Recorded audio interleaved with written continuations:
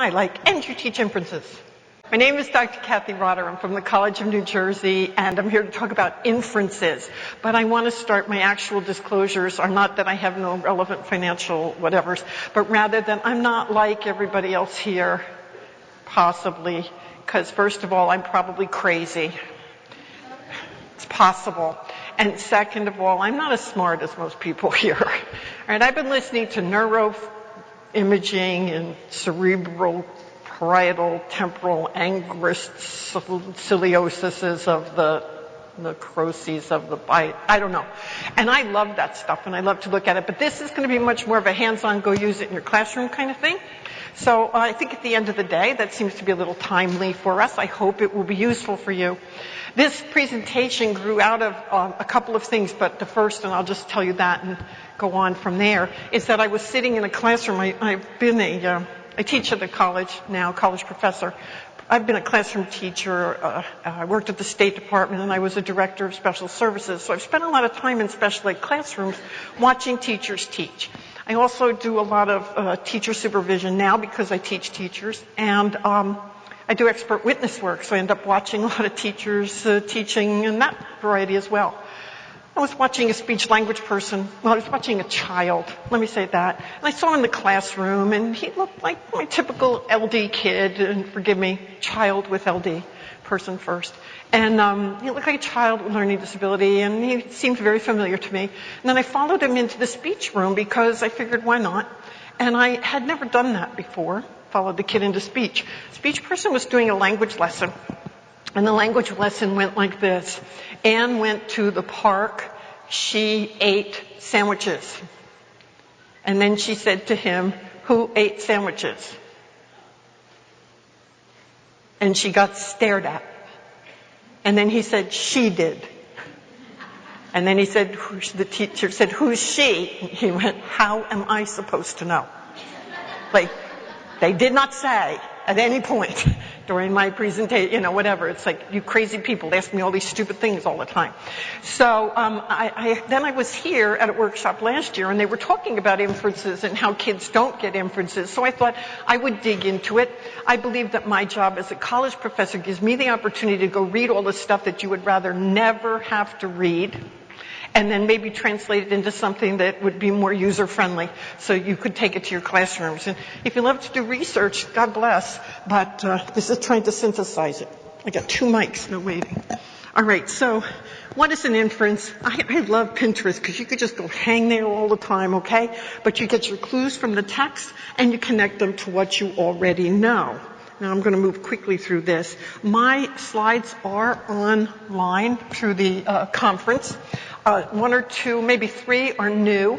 If you want those, please feel free to email me for those. I didn't have printed handouts because they told me I was going to have about 200 people and I couldn't afford to fly them here. But I did put my business card on the back desk. So if you want them, the email address is there. If you want to hire me to travel around the country to go speak anywhere, I show up anywhere that they have donuts.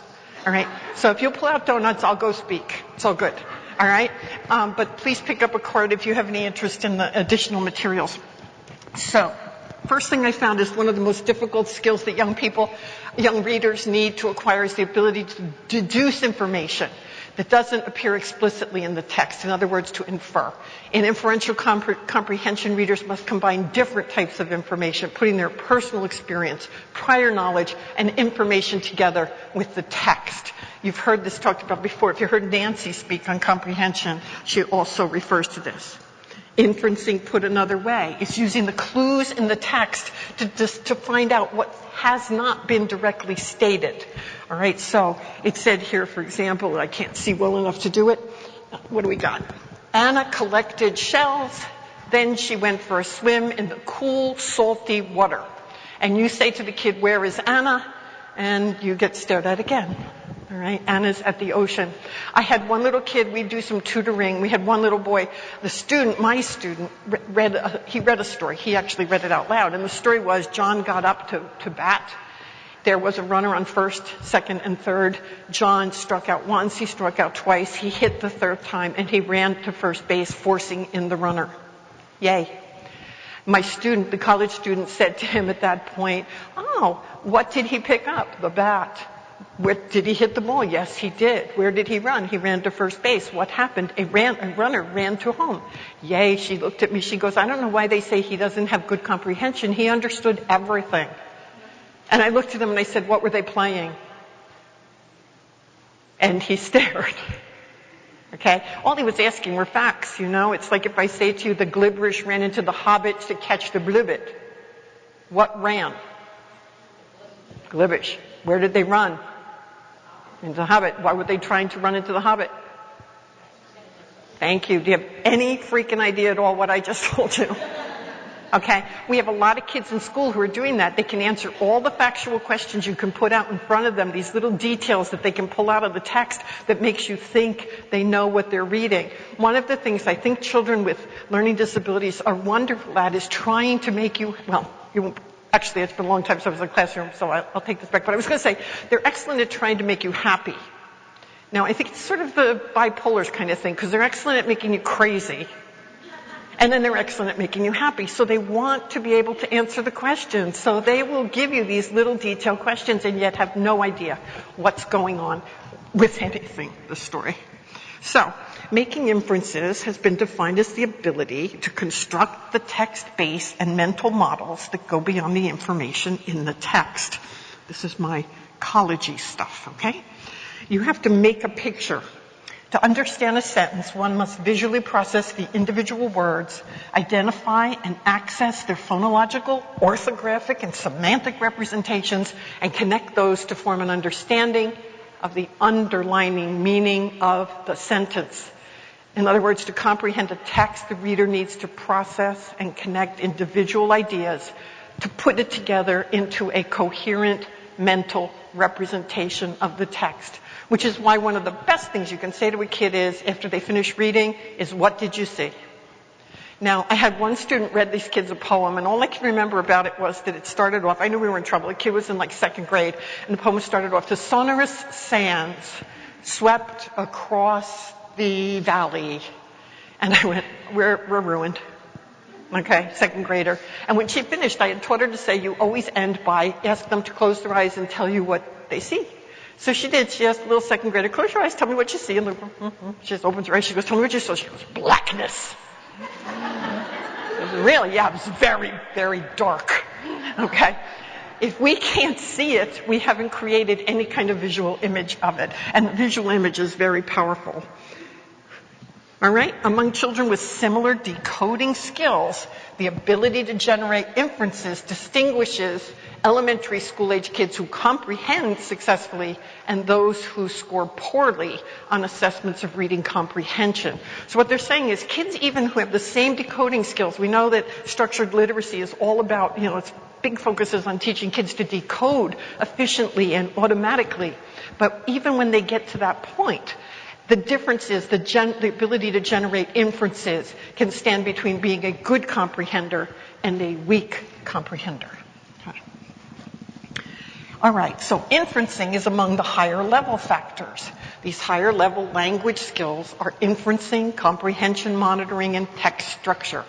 And even when children show similar vocabulary, grammar, word reading abilities, high-level language skills, if they're are poorer in school-age children with poor reading comprehension. So even though they match on certain things, that poor reading comprehension will drop away when it's tied to inferencing. Even when they had the requisite skills based from which to generate an inference, the less skilled comprehenders did not make those inferences as readily as their skilled peers did. Knowledge availability alone is not a sufficient condition for inferencing. Now, I was at the earlier workshop on assessing comprehension, and I think they made a wonderful point that accumulating a great score of knowledge is essential in order to be able to apply it to what you read so that you can comprehend. If you've never been to a baseball game, then all those things about baseball mean nothing to you. However, what this is clearly saying, several studies have shown, that just because you know about baseball doesn't mean that it's going to be sufficient for you to actually inference anything about baseball. Probably makes it a little easier, but it doesn't make it happen. We'll get to actual techniques. That's why I'm going quickly on this. Inference making is regarded as a central component of skilled reading. Although less skilled readers are capable of inferential processing, they don't generate as many inferences as more skilled readers do.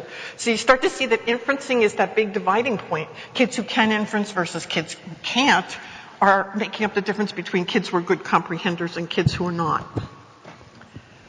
The complexity of drawing inferences leads to many students with disabilities showing deficits in reading comprehension. And Kisbal in 2008 stated quite blatantly, the ability to draw inferences predetermines reading comprehension.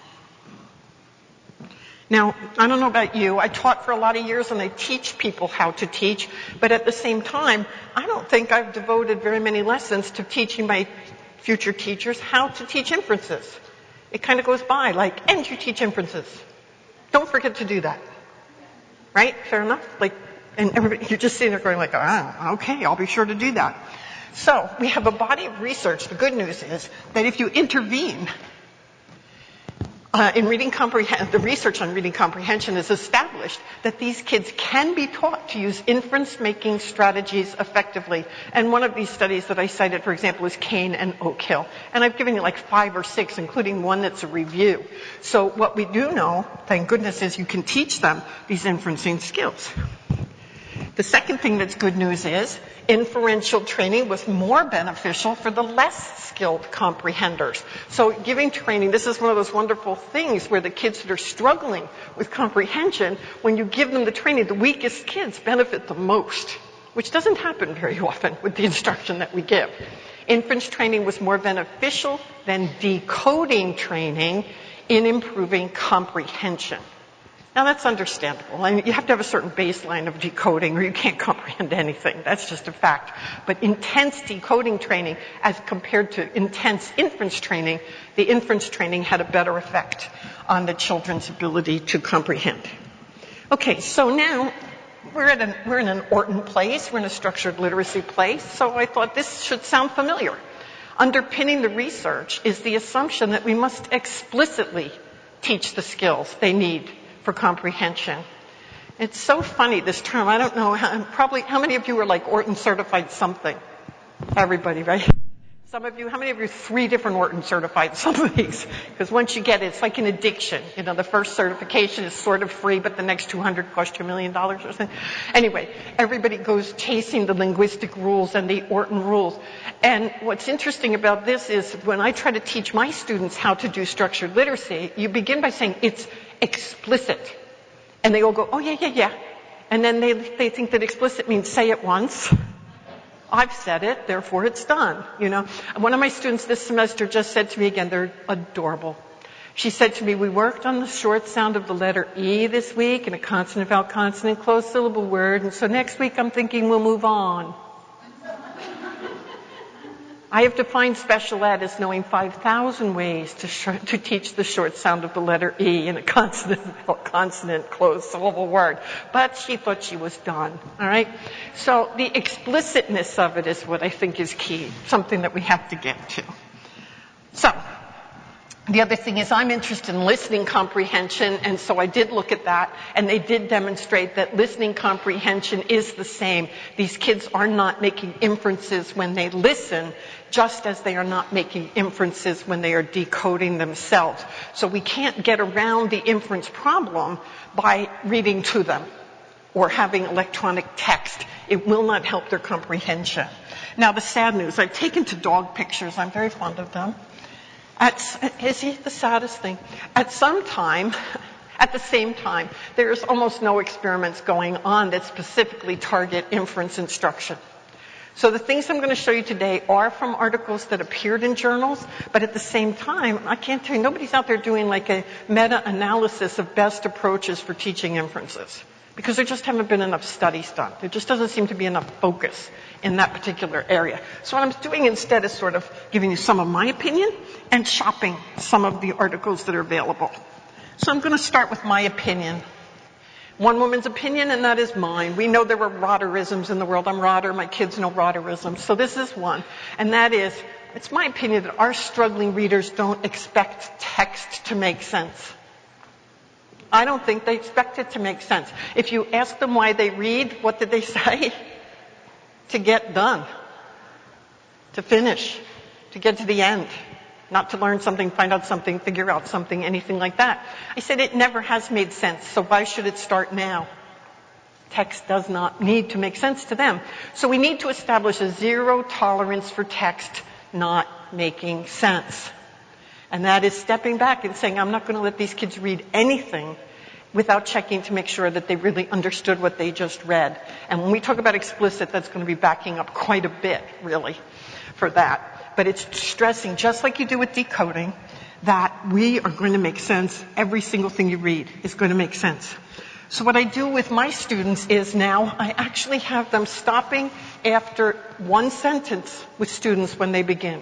The kids read their tutees, read one sentence at a time, and they pause and they say, tell me what you see. Tell me what just happened. Tell me anything about what you just read. And they stop to make sure that that sentence made sense.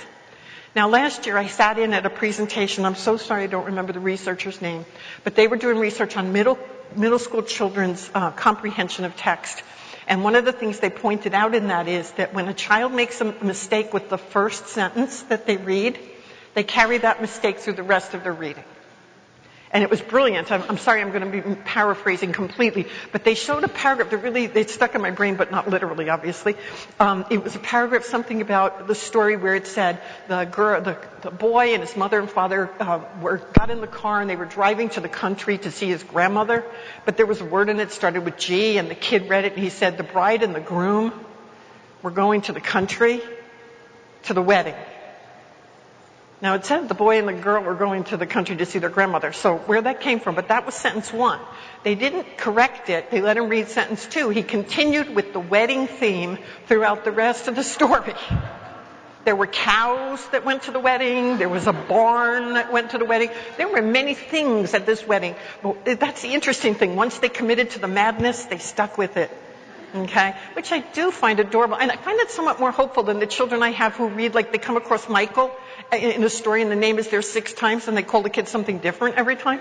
That's a little more troubling. But anyway, so I have my kids stop after one sentence. They read a sentence and I say to them, what just happened? What did it mean? And they don't go further until they're getting that right. Mastery. What do you call mastery? 80% of the time, 90% of the time they're getting that right. Move to 2 sentences or a paragraph. Go to a paragraph. What happened? Did it make sense? What did it mean? This is not about inferencing. This is just general stopping to check if it made sense. I said then go to 1 page, then go to 1 story. It's breaking it down into very tiny explicit steps to make sure that they make sense. Now, when you go into inferencing, or anything in education, you drop immediately into taxonomies, which I'm pretty sure is a word for make a big list of things so you can get published. Not a lot of college people here, but those who are know what I'm talking about. Okay? So the taxonomies are ways of breaking out things. Well, I have found so many taxonomies of labeling what we do, and they range from 13 that were described in one study to the more usual 2 adopted by many researchers. So I started playing with the taxonomies to see, like, what did they include and what did they have in common. So when I started putting all of them together, these are the kind of inferences in the taxonomy they talked about. And this is where I start to get overwhelmed. But they talk about coherence inferencing, making sure things are coherent with something before it, text connecting, inter-sentence references, elaborative inferences, gap filling, local inferences, case study. I was starting to get a little nauseous. But each and every one of those is a different kind of inference that you could be teaching. All right? And there are more. Like I said, they went up to 13 in one of the taxonomies. So I got a little scared, so I did what any self-respecting person did. I went to Pinterest, and I said, what the hell is inferencing? And they said, it's schema plus inference makes comprehension. Schema is a diagram or an underlying organizational pattern, and schema is the basis by which someone relates the events. Now, I happen to have a really good example of schema, so I'm going to make you listen to it here because I love it. I love preschool children. They're my happy place. I go to any party, you can find me with the 4-year-olds. I'm really great at cocktail parties. Is anybody got a 4-year-old hidden somewhere? But anyway, there was I believe it was a preschool class. It may have been a kindergarten. I read this in a study years ago. And what they did is the teacher went in and she was teaching them a lesson, and she wasn't a great teacher, but she was teaching them that the earth is round. And she talked it to death. Unfortunately, she only used maps and talk, which is kind of stupid, because you know what we should use, right? There should be a damn globe. And this is my good language, okay? I could let loose at any moment. I apologize ahead, okay? Because eventually I will say something really horrible, and then you'll go, oh, she's nasty. But anyway, I am getting a nasty woman T-shirt to go with it, so it'll all be good. Anyway, I went shiny thing again. Okay. So she was teaching the earth is round. She told the kids the earth is round, the earth is round, it's round. And then you call on the kids, what's the earth? The earth is round. What do you think? The earth is round. Here's again, the earth is round. All the kids passed the test, the earth is round. And then the researcher took the kids outside one at a time and asked them to draw a picture of the earth. Oh, wait. So what would the kids' schema prior to that lesson be? What would the earth be? I mean, you look around, what's the earth? Dirt. And it's kind of flat. Maybe a little undulation, hills or mountains or something, but earth is pretty much flat. That's been my schema. It's pretty much flat. And then the teacher came in and she told me it's round. Now I have to put my schema flat with my new learning round. And so they had the kids draw pictures. Do you know what they drew? Pizza. Go for it. It's round and it's flat. That is one of the best examples of children taking their personal schema, tying it to what they've been told by a teacher who they trust and believe totally, merging them together and coming up with a totally inaccurate response. Because schema itself is going to have an important impact on what they do. So going on in Pinterest, and I found this lovely chart. So I put some of these on my handouts because I thought maybe you want to steal them and use them too. I said there's no secret handshake to special ed, but we are all thieves. Okay, we just run around stealing everything we see. So this one, the teacher made a chart and the kids just used Post-its. When the text said this, I can infer that. And I just thought that this was adorable for kids to work through text with, so included it as just a show and tell. Okay, now I started to take some of these, and the taxonomy that these guys had talked about different kinds of inferences, and this one was simple and seemed to me straightforward, so I tried to go ahead with this one. And that was, they said there are informational inferences. The easiest ones are who, what, where, and when. When you read a sentence, who, what, where, and when. A little higher, people involved, things, place, time, and general context.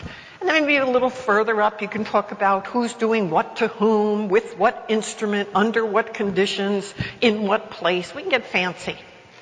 And I want to go back here to the bottom. They said there's, I don't want to do pronominal or referential. I want to skip that. I'm going to skip through the bottom part because I'll go to the chart that I created for this, hopefully.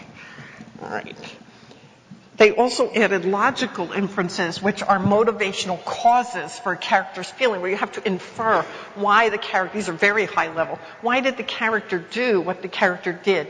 Now, can you imagine asking a kid about why the character did what he did when the child doesn't even understand that the pronoun she meant the girl that was just mentioned?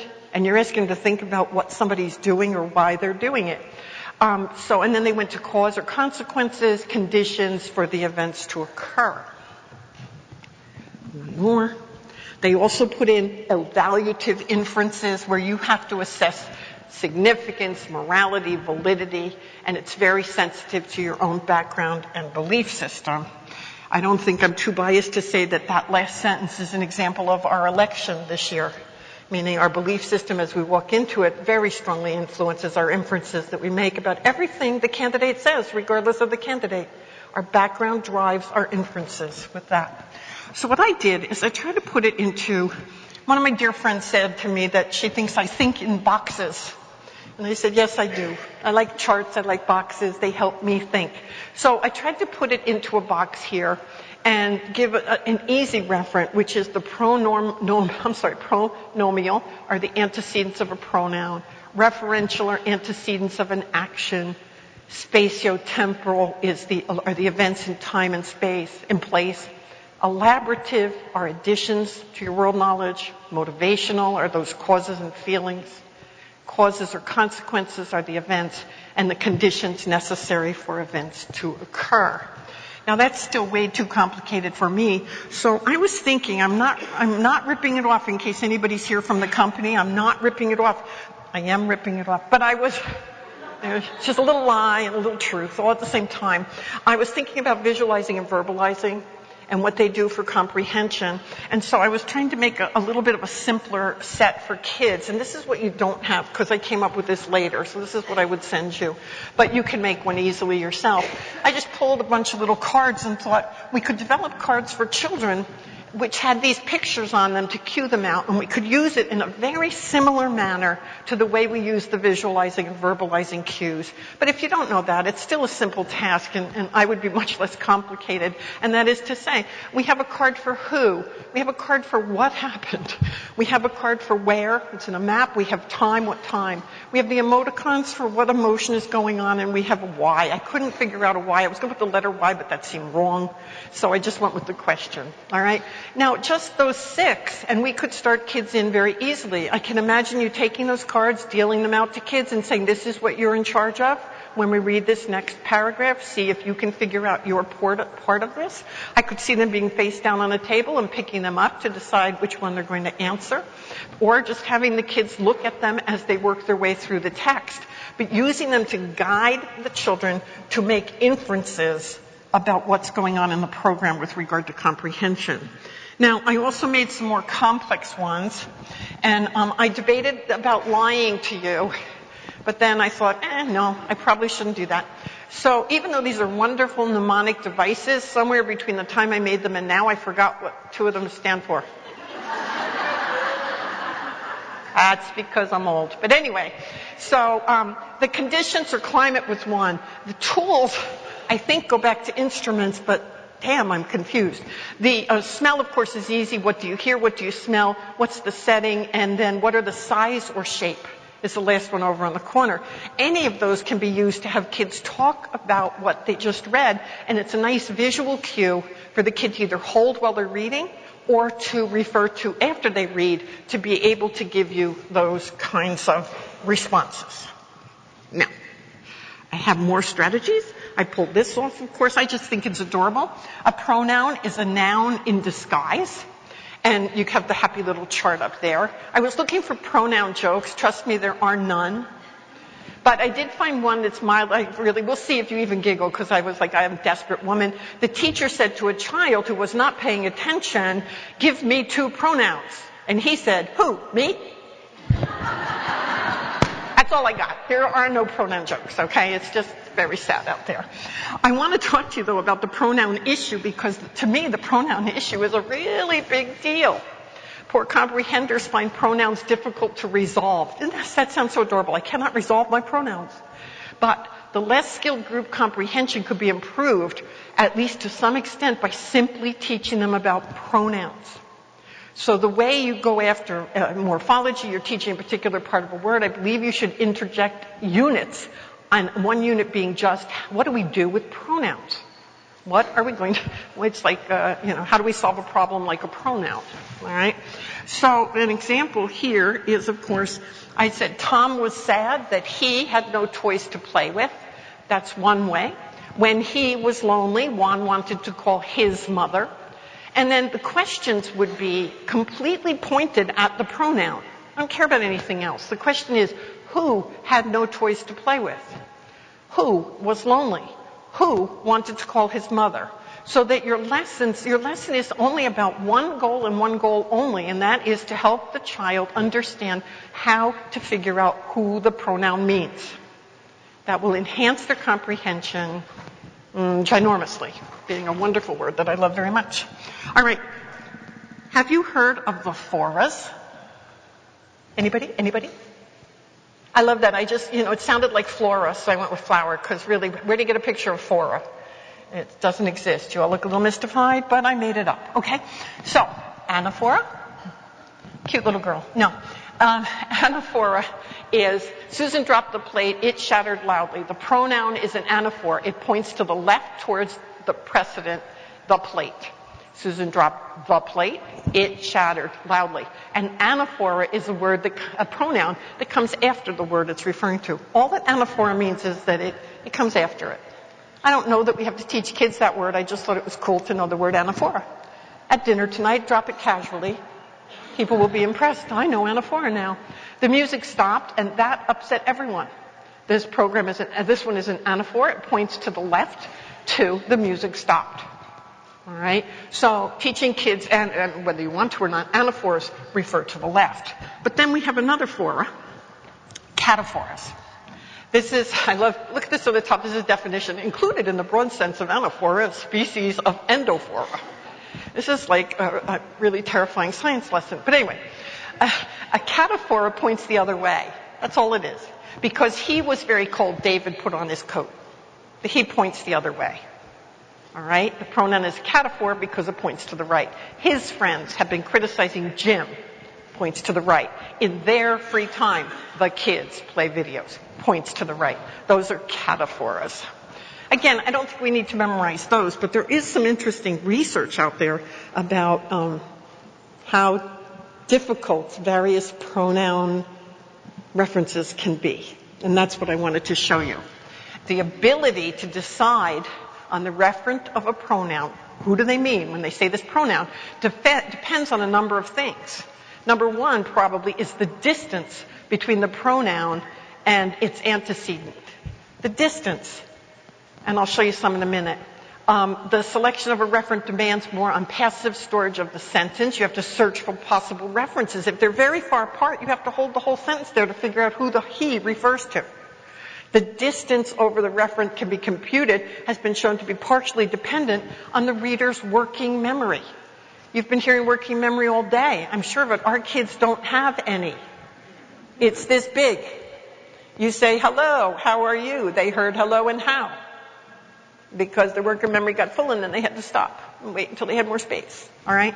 So when we know that this is affected by working memory, the longer the sentence, the further apart the pronoun is from its referent, the harder it is for them to get it.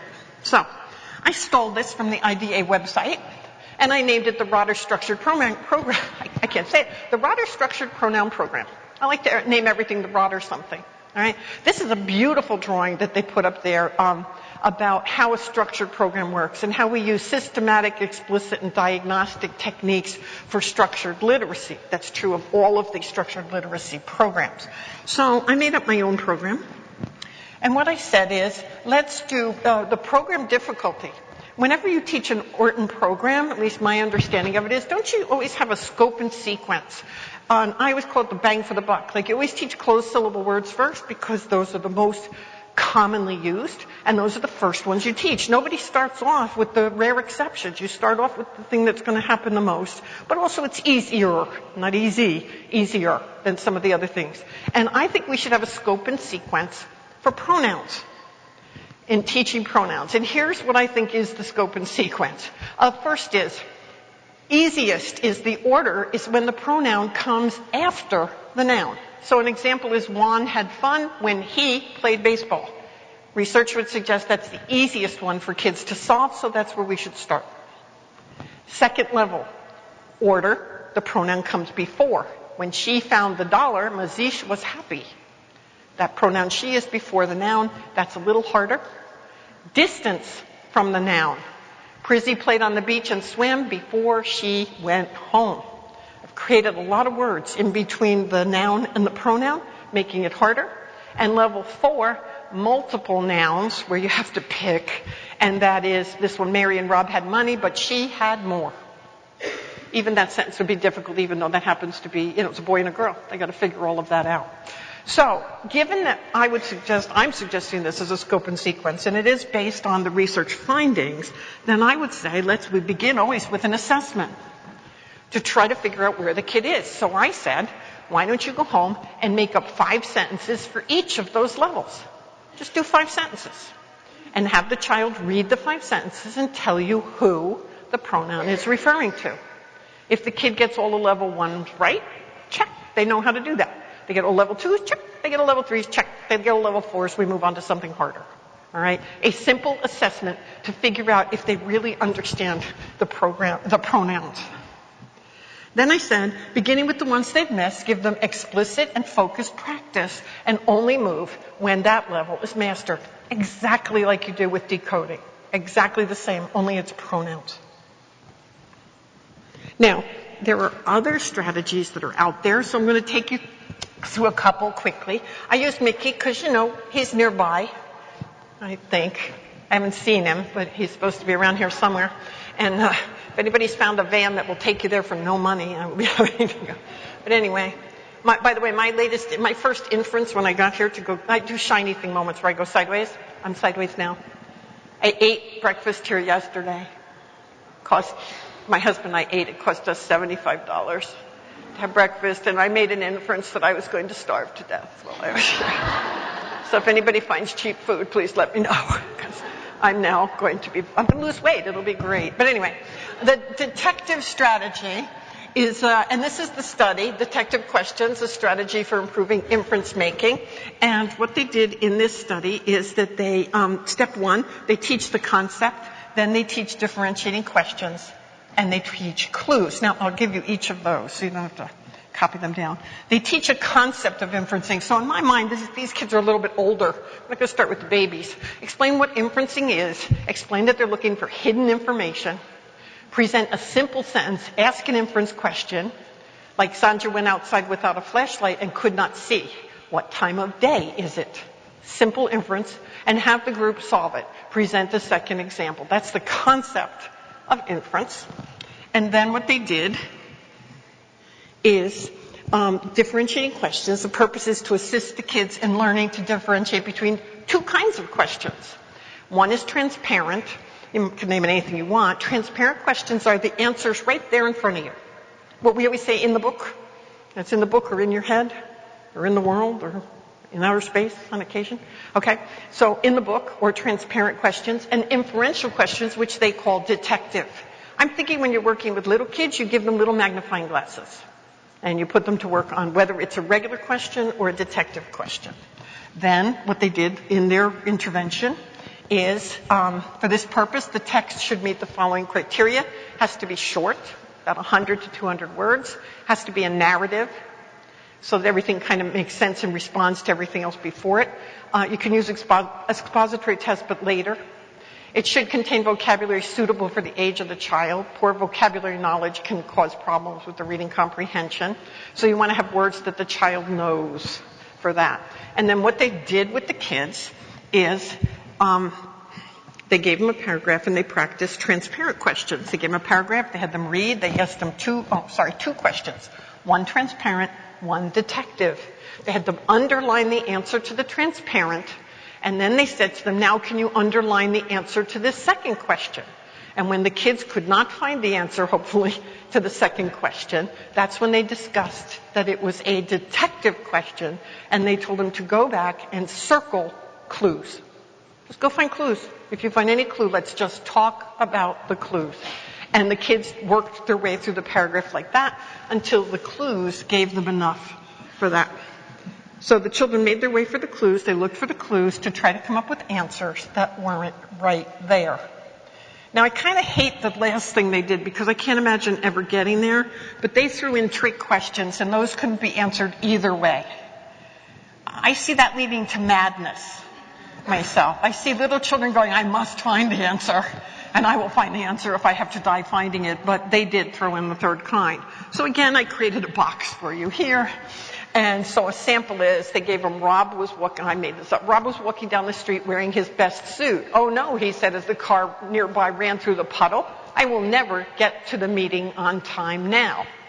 So what would be a transparent question? Yeah, where was Rob walking? Right? Very transparent. What was he wearing? What did the car do? Any of those are transparent questions. The kid writes in a little box a transparent question. Or, as we said, they can, underline the transparent answer. That's really not spelled right. Detective. Oh, it is. Detective question. What would be a detective question? Why is he going to be late? Why is he upset? Okay. Another detective question it's a reach, but what's the weather? You know, there's a puddle. You could infer there had been some rain at some time. You could go for something like that. Tricky question means it's not anywhere. What would be a tricky question? I'm sorry?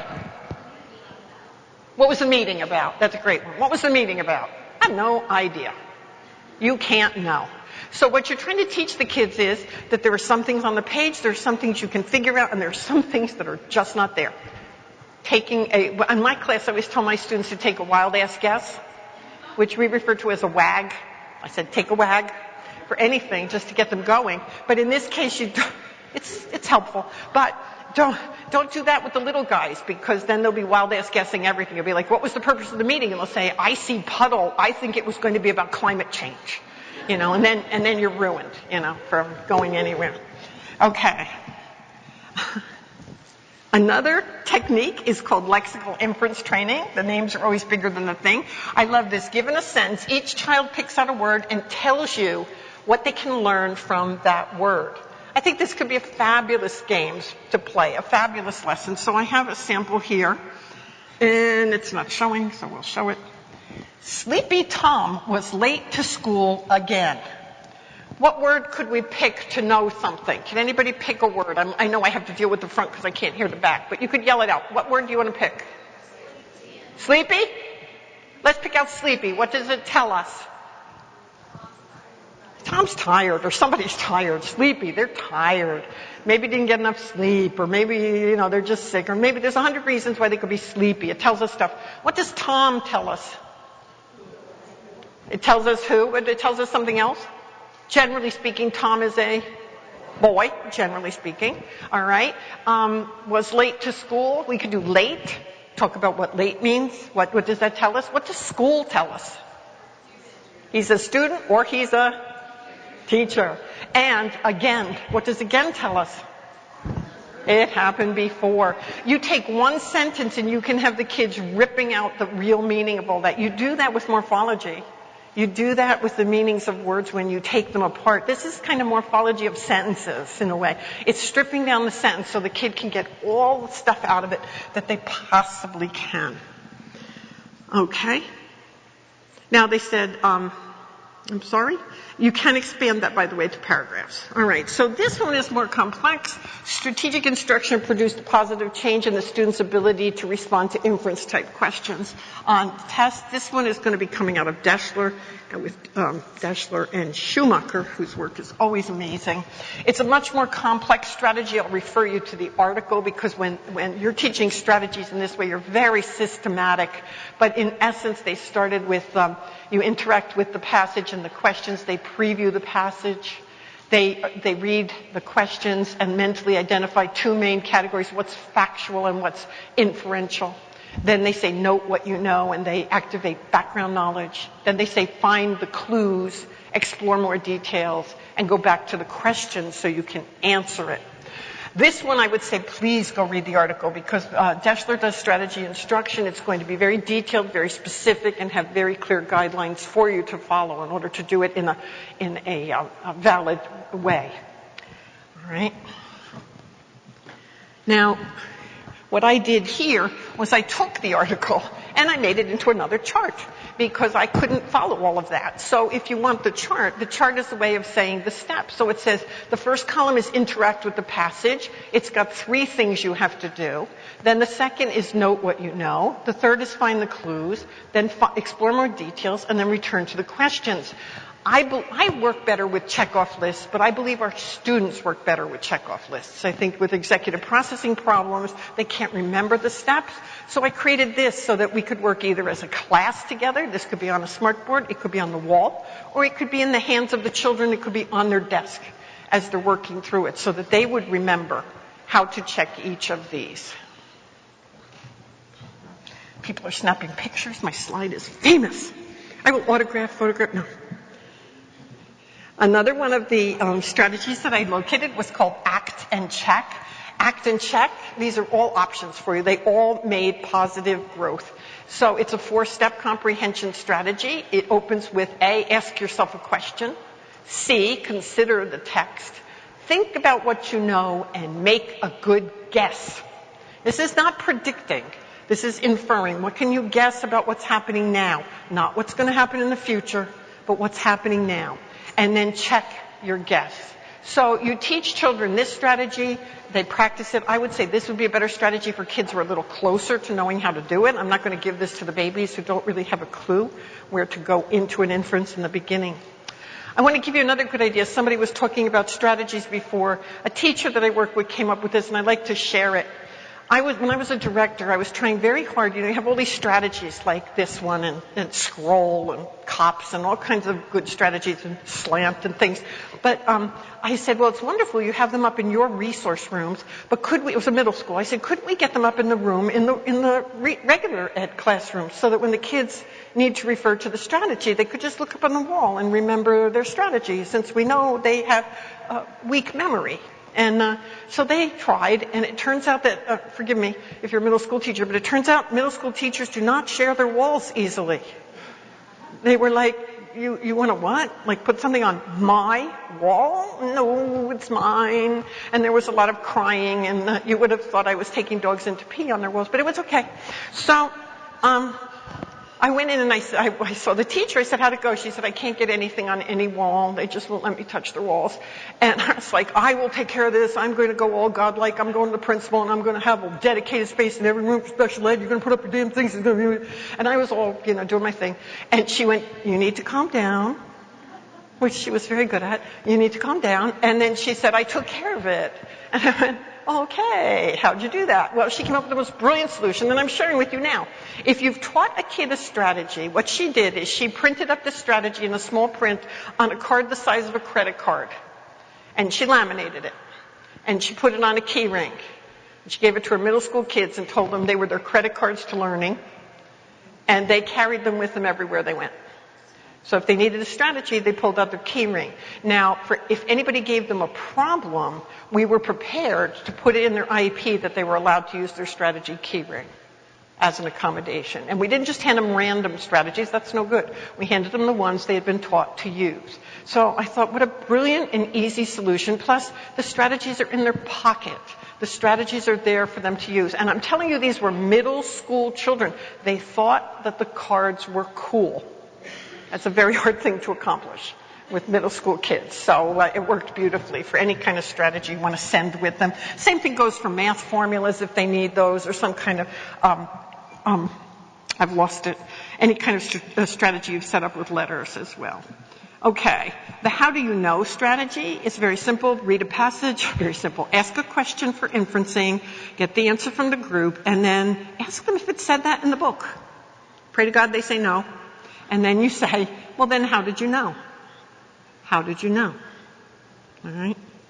I will tell you a second strategy that works very well for comprehension, a real quick one that goes sideways, but I want to make sure you get it. I saw a wonderful teacher. Newark is an urban school district. It's a very, very urban school district, and I was working in a high school vocational technical school consulting. Teacher was teaching history. And she was very trusting. We had a wonderful relationship. And she said, I'm going to start a new unit today. We're going to be teaching the frontier in Newark. You have no idea how incongruous that is. But anyway, so I said, oh, good luck with that. Most of these kids have not left Newark, And she said, no, I feel good about it. We're going to make it work. Stay. I want you to see it. Okay. So what she did is she said, we're going to have a unit. And I hope all of you will use this for comprehension and general comprehension. She said, we're going to have a unit on the frontier. She goes, close your eyes. You know how we do this. Close your eyes. I want you to visualize the frontier. This is how she was going to activate prior knowledge and check for prior knowledge. So she said, visualize the frontier. Kids closed their eyes. Then they opened their eyes. She said, okay, tell me what you saw. And one kid raised his hand. He goes, Miss, I didn't see anything. Right? Now, that's very important information, because if you haven't activated any prior knowledge, you cannot teach the frontier. What I say to my students is that is a Teflon brain at that moment. Anything you put in will slide right out because they have no place to hook it. They have no anything, Velcro I call it, no Velcro in their brain, no prior knowledge. So what she did then, though, I thought, oh, well, we're dead in the water. But no, she said something else, and she taught me this wonderful technique. She said, okay, do me a favor. I want you to just anything, if you saw the craziest thing, whatever it was, no matter how crazy, Could you just, share? And I promise you, we trust each other here. And so one kid here raised his hand. He goes, oh, God, this is so silly. And she's like, come on, we're good. He said, well, I saw a fur hat. It was kind of round, kind of had a tail, right? And she went, that is. He says, is that the frontier? She goes, that's the frontier. Okay, how many kids are activated right now? One, maybe two if somebody goes, oh, I know that hat, One or two kids, but the rest don't know anything. This is the magic question. How did you know that? She said, how did you know that? The kid said, I watched Little House on the Prairie on TV. Isn't that the frontier? And she went, it is. And next high school kids in a vocational technical school, they said, let us close our eyes. We want to close our eyes now. Because everybody watched Little House on the Prairie. All right? It's on reruns. You just watch it because you're bored and you can't go out in the streets because they're not safe. So you watch anything that's on TV. All right? So here we had an activated group. I have seen this used in so many, in Camden they did it for the Iditarod. Again, Camden, urban district teaching the Iditarod. You got to ask why.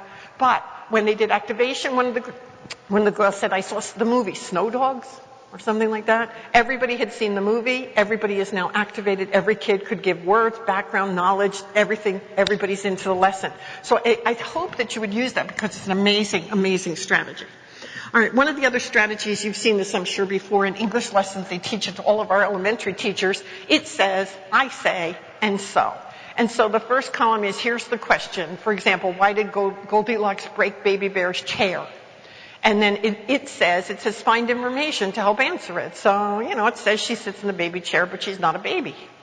And then I say, well, what do you know about it? Well, baby chairs aren't very big. They're for babies, but she's bigger. And so, combined to get an answer, so it's heavy. She's too heavy, so it breaks. It says, I say, and so. A nice, easy chart to fill out to try to figure out how you could make an inference when all the information isn't there. Now I'm going to plow through because I've really got to I want to get through this very quickly. KISS is another strategy. It's not keep it simple. It's keywords, infer, and support. I love it when kids mark things up, and that is you have the students underline the keywords and facts from the text, and then they make inferences using the keywords or facts. And then lastly, they list their background knowledge to support their answers. So, this was the sentence. Again, I gave you a chart. You have the keywords on one side, what do you infer, and where are you going to put your support. This one I love a great deal, and that is the inference challenge. Write about a very cold afternoon without using the word cold. You have to use inferences to do that. You have to. All right? Or some figurative language. Write about an old car without saying that it's old. To manage writing issues, consider partner writing with one student scribing for both. So if you've got a decent writer in the room or a better writer, put that kid with another kid and let them work through this together. It's not about writing or spelling. It's about coming up with ways of describing things without actually saying it. All right, so what are the big ideas I want you to take away with? Inferencing is a unique and essential comprehension skill. It requires explicit instruction. You have to work on inferencing, and it should take place with text during reading. Zero tolerance for text that doesn't make sense. If you don't do anything else, please just do that. You have to practice looking for the missing information. And if we do nothing else, we have to work on pronouns. So in order to come to a summary on this, and I will share with you, I want to test your skills. All right, so I'm going to give you a number of sentences, and I'm going to ask you to make an inference. Are you ready to be tested? Okay, I've shown you many slides. You are getting tired of sitting. You have lots of new ideas that you're excited to test out, or your head is full and about to explode. You really need a drink right now. It could be iced tea, but I recommend the hurricane. No, never mind. And what can you infer? Well, anybody? We are done. And I thank you very much. Thanks so much. Thank you.